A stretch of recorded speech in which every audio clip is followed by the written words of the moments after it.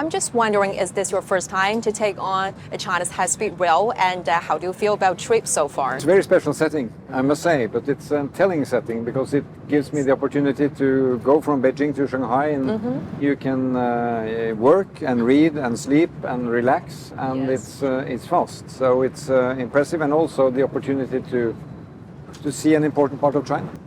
Actually, besides being fast, being comfortable, this is also very environmentally friendly. For instance, in terms of emission, this is only about 6% of those of airplane and about 11% of that of cars. So it's very environmentally friendly. And I understand that China is already considering moving even faster on trains, I've heard. So that's right. But you know, when you can move with train when there are large population concentrations, it's a very good option. It is. And I think it's a good example. That's right. Well, Mr. Prime Minister, this is your very first official visit to China since taking office. So can you share with us a little bit about the key takeaways so far, and what are some of the outcomes that you hope to achieve? Well, I believe that, you know, countries should talk to each other, should have connection, should have trade, should have an open dialogue where they differ and where they agree. China and Norway have had diplomatic relations now for almost 70 years.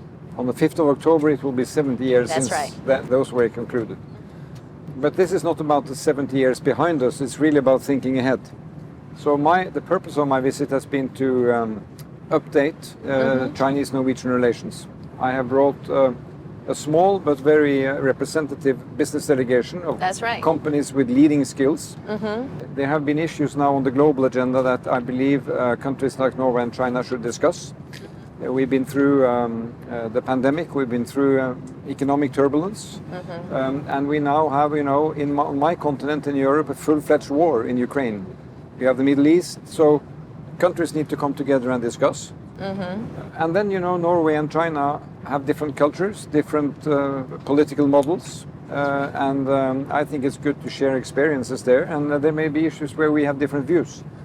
And I like to take them directly and not hide them away. And I appreciate the opportunities I've had with the Chinese leadership.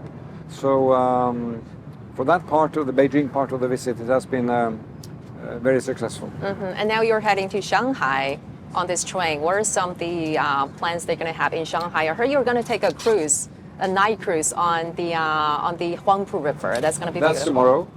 But you know, I mean, even going to Shanghai is worthwhile in itself, because I would like to spend, you know, one extra day to see also the coast and to make this travel.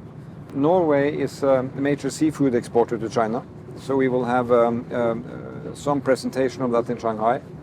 I will also go outside Shanghai to witness completion of a major ship by a Chinese shipyard, where some of the Norwegian ship owners have commissioned the largest car carriers that can be built. And they are now being built in a more economic and environmental friendly way with better fuel. So I'll be present at that. I will also go to Fudan University. Yes, you're going to have engagement and dialogue with students there. I'm going to have a lecture with students. I enjoy that.